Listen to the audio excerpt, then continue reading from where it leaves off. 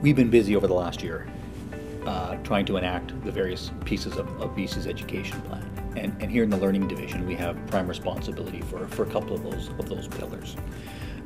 So we've been really busy on educated citizen. What are the attributes of an educated citizen?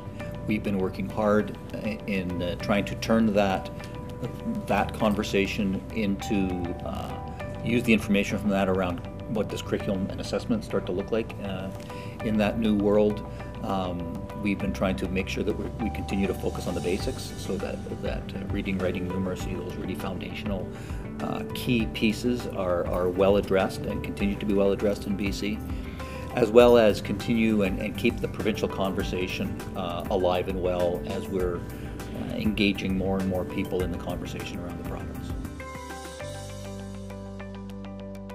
The ministry has launched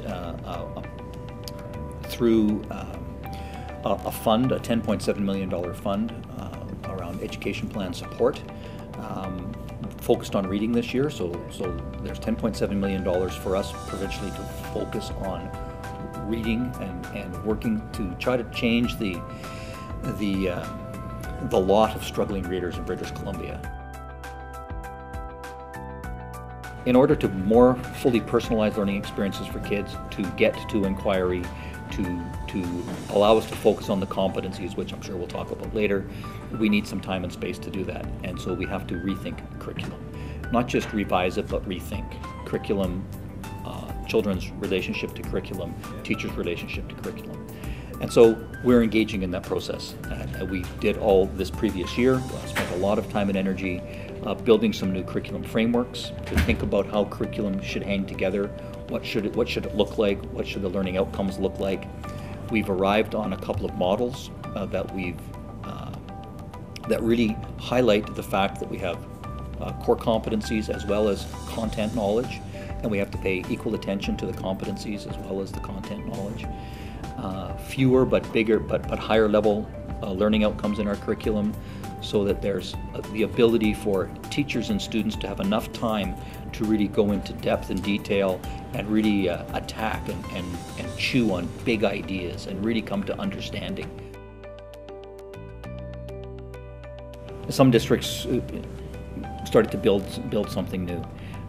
But then the key part was what happened after that. So assessments are great, only if you do something with the information that you get. So we then, with our early years team here, contacted each of the 60 districts and talked with the superintendent, early learning educators, sort of a team from each district, and a team here from the ministry with a couple of secondees.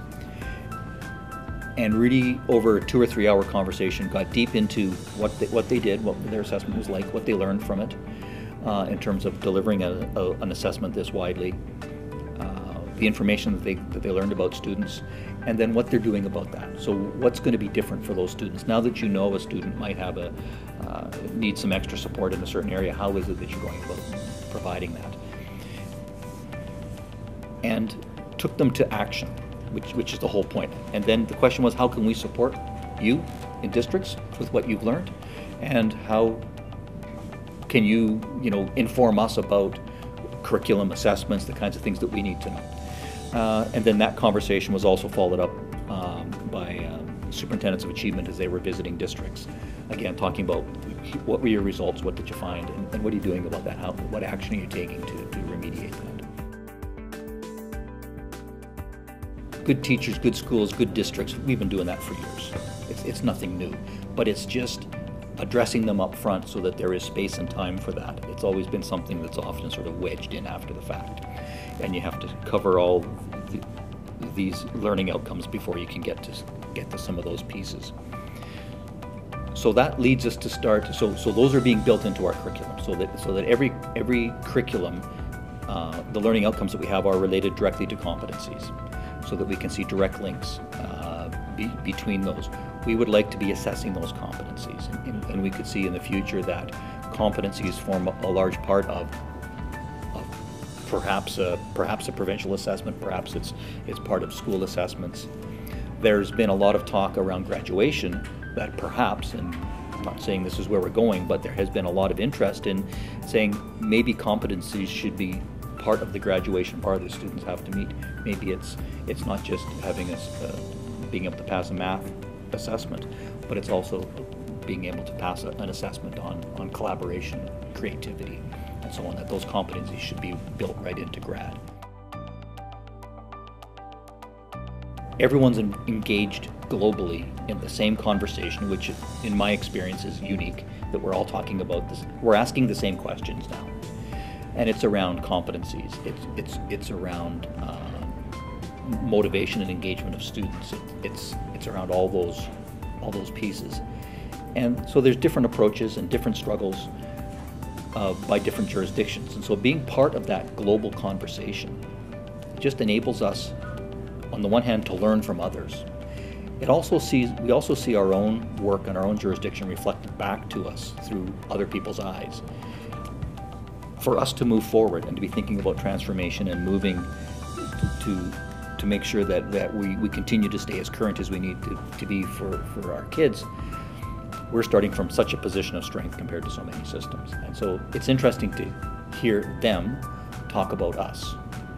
And not a lot of them knew about BC before we entered into those conversations. And now the people are paying attention to what's going on in BC, because they're seeing that we're asking the right questions, we're taking some really interesting actions, and are making some great progress in our move towards transformation.